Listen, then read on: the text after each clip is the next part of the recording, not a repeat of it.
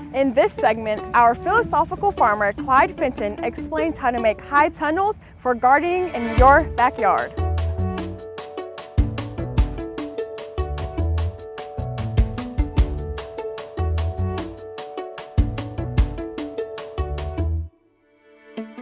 Good morning. Welcome to this edition of the Philosophical Farmer. Now this spot may be familiar to you, but we're going to talk about something a little different even though it's a familiar spot. We're going to talk about high tunnels this morning. Some people also refer to them as hoop houses. Now some may say, what's the difference between a hoop house or a high tunnel and a greenhouse? Well, there is a difference. You can see behind me the strawberries are actually grown in the natural soil. That's one of the distinctions between a high tunnel and a greenhouse. Another distinction is that a high tunnel is a passive solar structure.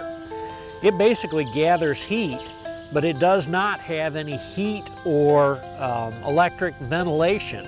We basically open the sides on the high tunnel and let the air flow through. Now, I want to talk to you a little bit this morning about the theory of a high tunnel. You know, some people say, well, it's to hold heat. Well, actually greenhouse plastic is very, very poor at holding heat. But what it is good at doing is gathering heat. And so what we've got is the ground acts as a heat sink. Now, what is a heat sink? A heat sink is something that absorbs heat. And then in turn, it puts that heat back out when the temperatures drop. So, you know, our goal with a high tunnel is that during the day when the sun is shining, the black plastic that the strawberries are on and the ground is all gathering heat from the sunshine. But then when the sun goes down at night, it irradiates that heat that it's gathered back out of the ground and into the structure and keeps it a little bit warmer. You know, there's two things that plants need when it comes to growing. There's more than two things, but the two I want to talk about this morning is number one, photoperiod.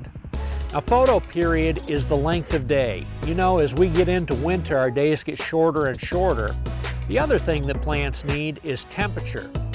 Now, high tunnel, we can't really affect the photoperiod unless we're putting supplemental lighting in there, and since it's a passive solar deal, we're not. But we can affect the temperature.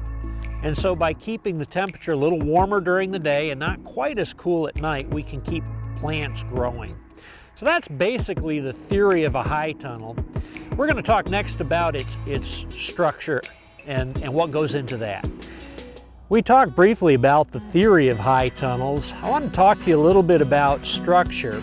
You know, just a little history on my background with high tunnels. I have a couple of commercial high tunnels. They're large, almost 100 feet long and 26 to 30 feet wide.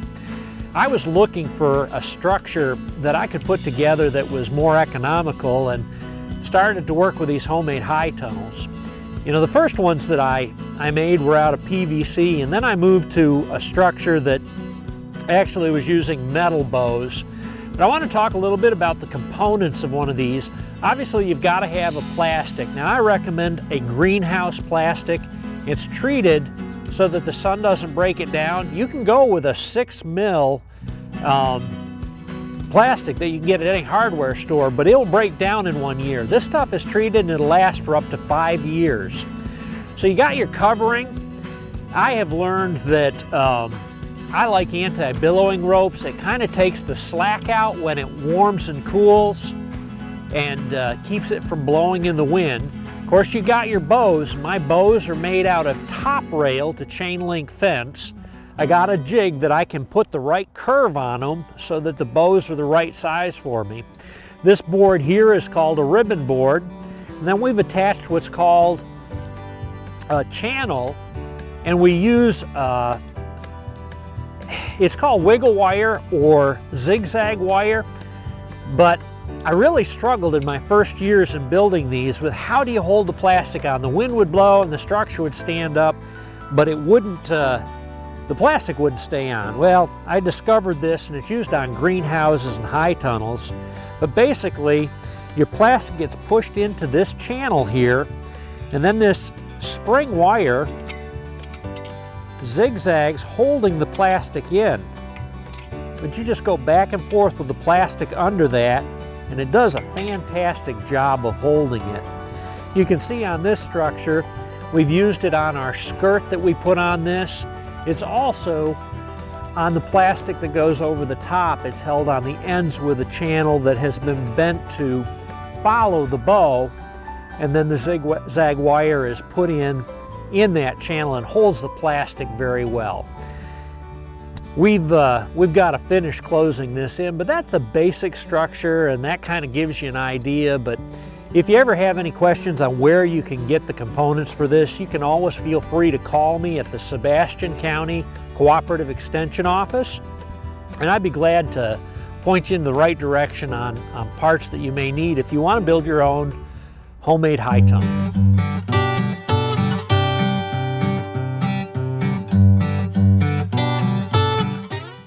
All right, I've been thinking a little bit about what I was going to share with you today as my philosophical thought.